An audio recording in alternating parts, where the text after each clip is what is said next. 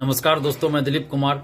दोस्तों, बीएसएससी की तानाशाही, शोषणकारी और सुस्त रवैया के खिलाफ 15 नवंबर को पटना में एक बड़ा छात्र आंदोलन होने जा रहा है और इस आंदोलन की प्रमुख मांगे हैं कि फर्जी अभ्यर्थियों को बाहर किया जाए, काउंसलिंग के लिए सबसे पहले रैंक लिस्ट जारी किया जाए और जल्द से जल्द काउंसलिंग की तिथि घोषित की जाए और जल्द से जल्द काउंसलिंग करवाकर फाइनल रिजल्ट प्रकाशित किया जाए, क्योंकि ये बहाली 7.5 साल पहले की है और इन 7.5 सालों में 53,000 से ज्यादा स्टूडेंट्स दिन रात मानसिक रूप से प्रताड़ित हो रहे हैं और काफी दुख तकलीफ को झेल रहे हैं।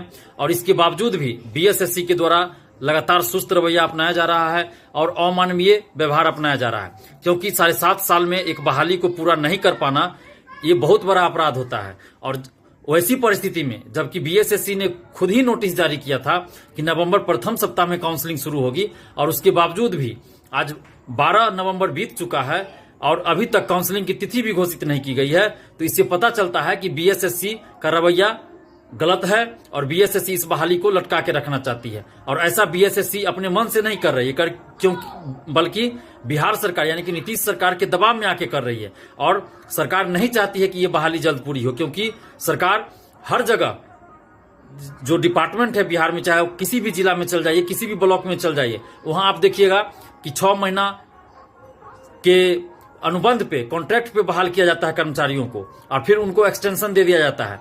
तो ये कहीं ना कहीं सरकार की गलत नीति है और इसी वजह से इस बहाली को भी लेट लतीफी की ओर ले जाया जाता है। नहीं तो 7.5 साल में ये बहाली पूरी नहीं होगी, आखिर ऐसा कैसे हो सकता है।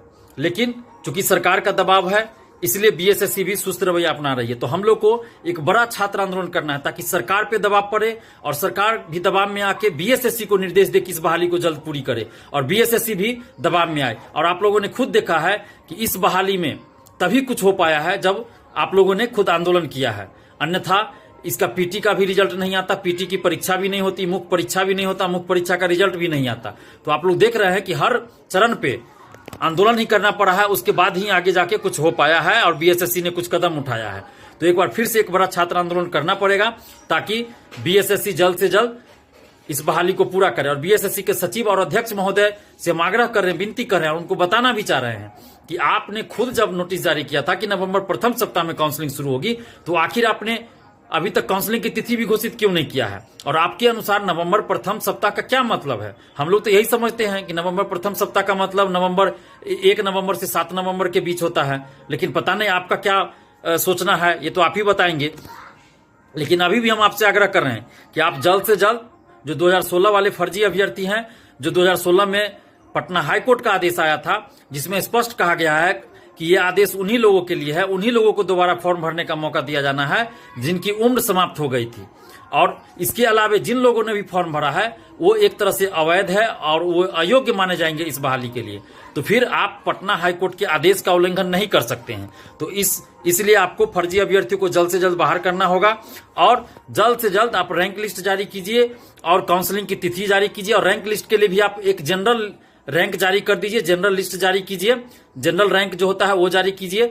और उसके बाद फिर आप जब फाइनल रिजल्ट कीजिएगा उसमें आप कैटेगरी वाइज रिजल्ट जारी कीजिए। और ये डिमांड परीक्षार्थियों की तरफ से आया है, इसलिए आपको परीक्षार्थियों के डिमांड को ध्यान में रखना होगा, क्योंकि 53,000 से ज्यादा परीक्षार्थी 7.5 साल से दुख और तकलीफ को झेल रहे हैं, यातनाएं सह रहे हैं। और उनके दुख और दर्द को अगर आप नहीं समझते हैं तो आप एक तरह से अमानवीय व्यवहार कर रहे हैं। तो इसलिए आप जल्द से जल्द फर्जी अभ्यर्थियों को बाहर कीजिए, काउंसलिंग के लिए जनरल रैंक लिस्ट जारी कीजिए और काउंसलिंग की तिथि घोषित कीजिए और पूरी पारदर्शिता के साथ इस बहाली को पूरी कीजिए। यानी कि जब आप बहाली के लिए फाइनल रिजल्ट दीजिएगा तो आप कट ऑफ सभी परीक्षार्थियों का मार्क्स भी प्रकाशित साथ में कीजिए, कोई बहानेबाजी नहीं चलेगा। और आपको ये भी हम आग्रह कर रहे हैं बीएसएससी के सचिव और अध्यक्ष महोदय कि आप जल्द से जल्द ये सब कदम उठाइए, अन्यथा हम लोग 15 नवंबर को छात्र महाआंदोलन पटना में कर ही रहे हैं और उसके बाद हम लोग राज्य मानवाधिकार आयोग, राष्ट्रीय मानवाधिकार आयोग और यूएनओ तक अपनी मांगों को ले जाएंगे। और इसके लिए लेटर लिखेंगे, ईमेल करेंगे और ट्विटर कैंपेन चलाएंगे। और इसके बाद भी हम लोग हर जिला में आंदोलन करेंगे और हर जिला में आंदोलन करेंगे। उसके बाद बिहार बंद का भी आह्वान करेंगे, क्योंकि अब हम लोग रुकने वाले नहीं हैं और न ही झुकने वाले हैं। हम लोग अब धैर्य की सीमा समाप्त हो चुकी है हम लोग की और हम लोग अब बिल्कुल भी बर्दाश्त नहीं कर सकते हैं, क्योंकि 7.5 साल से इंतजार हो रहा है और 53,000 से ज्यादा परीक्षार्थी दिन रात मानसिक रूप से प्रताड़ित हो रहे हैं, कितना कष्ट सह रहे हैं, और आपको उनकी चिंता नहीं है। और इन परीक्षार्थियों का धैर्य की सीमा अब समाप्त हो चुकी है। ये लोग बहुत आक्रोशित है और कुछ भी कर सकते हैं। तो आप सोच लीजिए कि आगे अगर कुछ भी आंदोलन ऐसा होता है तो ये परीक्षार्थी क्या करेंगे, नहीं करेंगे, ये हम भी नहीं जानते हैं, क्योंकि अब ये मेरे रोकने से भी ये लोग नहीं रुकने वाले हैं। तो आप जल्द से जल्द इन परीक्षार्थियों की मांग को मान लीजिए, क्योंकि ये मांग गलत नहीं है, ये बिल्कुल सही मांग है। और ये 7.5 सालों से लगे हुए हैं। आप सोचिए कि इनका क्या हाल हुआ होगा। हजारों अभ्यर्थी ऐसे हैं जिनकी उम्र समाप्त हो गई, वो कहीं भी अब सरकारी नौकरी के लिए अब फॉर्म भी नहीं भर सकते हैं। और आप लोग सोचिए कि अगर 2 दिन आपको वेतन मिलने में अगर 2 दिन विलंब हो जाए, 2 दिन देरी हो जाए, तो आप लोग एकदम कोहराम मचा देते होइएगा, आप लोग टेंशन में आ जाते होइएगा। और ये लोग 7.5 साल से लगे हुए हैं, 7.5 साल से नौकरी के इंतजार में है, और आपको इनके दुख दर्द की चिंता नहीं है। अगर आपका वेतन 2 महीना रोक दिया जाए, तब आप सोचिए कि आपका क्या हाल होगा, आप कितना बिलबिलाने लगेगा, कितना तिलमिलाने लगेगा। तो आप इन लोगों के दुख को समझिए, पीड़ा को समझिए, और जल्द से जल्द इन लोगों की मांगों को मानिए। फर्जी अभ्यर्थियों को बाहर कीजिए, काउंसलिंग के लिए रैंक लिस्ट जारी कीजिए, और काउंसलिंग की तिथि घोषित कराकर जल्द काउंसलिंग करवाइए और जल्द फाइनल रिजल्ट प्रकाशित करवाइए।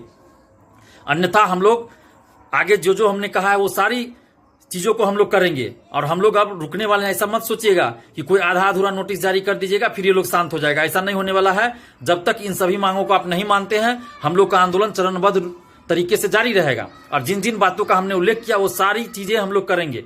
और आप तमाम परीक्षार्थियों से, बिहार के छात्र छात्राओं से हम आग्रह कर रहे हैं कि आप लोग एकजुट होकर 15 नवंबर को 10:30 से 11 बजे के बीच आप लोग पटना गर्दनीबाग धरना स्थल पहुंचिए। इस आंदोलन के लिए हम लोगों ने जिला प्रशासन से अनुमति भी ले लिया है, और आप लोग एकदम निश्चित रूप से 10:30 से 11 के बीच 15 नवंबर को पहुंच जाइए। और एक चीज ध्यान रखिए कि ये लड़ाई किसी एक की नहीं है, ये हम सबों की लड़ाई है, पूरे बिहार की लड़ाई है, बिहार के छात्र युवाओं की लड़ाई है।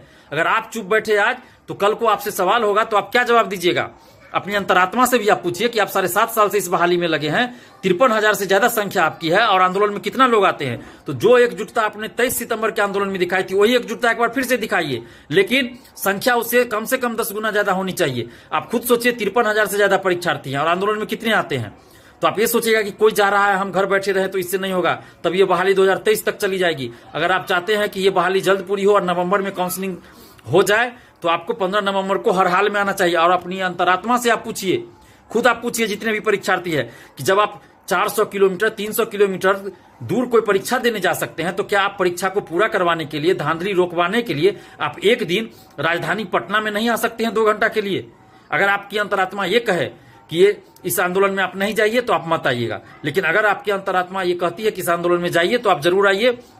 और आप ये अपनी अंतरात्मा से ये भी सोचिए कि क्या आपको अपने हक और अधिकार के लिए आंदोलन में नहीं आना चाहिए?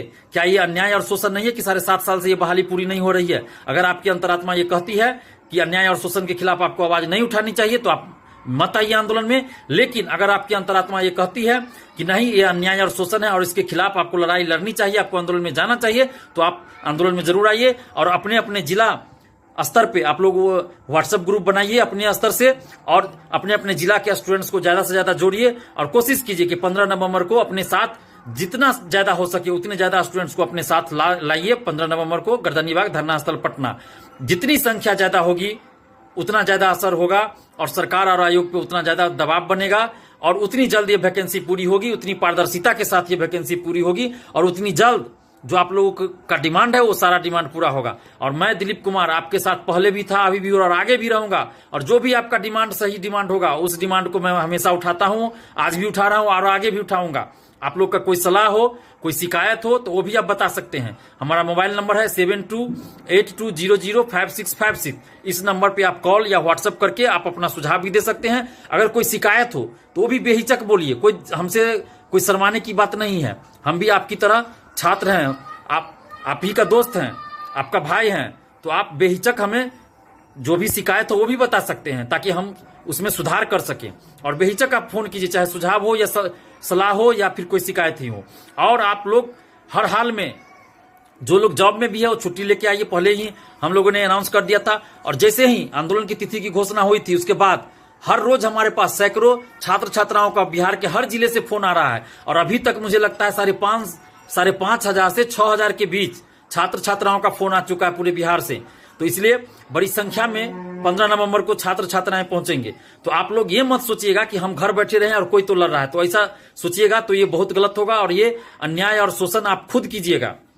तो अगर आप अपने हक और अधिकार के लिए नहीं लड़ सकते हैं, आपके साथ जब अन्याय और शोषण हो रहा है और आप ही नहीं लड़िएगा, आप ही आंदोलन में नहीं आइएगा, तो फिर कल को अगर ये बहाली पूरी जल्द नहीं होती है तो आप कैसे कहिएगा कि आपके साथ अन्याय और शोषण हुआ या आयोग गलती कर रहा है। जब खुद आप अपने साथ अन्याय और शोषण के खिलाफ नहीं लड़ रहे हैं तो फिर आयोग और सरकार को आप दोषी नहीं ठहरा सकते हैं। तो इसीलिए आप हर हाल में आइए, और चाहे बिहार के आप किसी भी परीक्षा की तैयारी करते हो, चाहे आप टीईटी एसटीईटी शिक्षक अभ्यर्थी हो, दरोगा सिपाही अभ्यर्थी हो, बीएसएससी के अभ्यर्थी हो, बीपीएससी के अभ्यर्थी हो, रेलवे अभ्यर्थी हो, आप सभी अभ्यर्थियों को एक साथ मिलकर लड़ाई लड़नी होगी और एक मंच पे आना होगा, एक साथ एकजुट होकर आवाज उठानी होगी।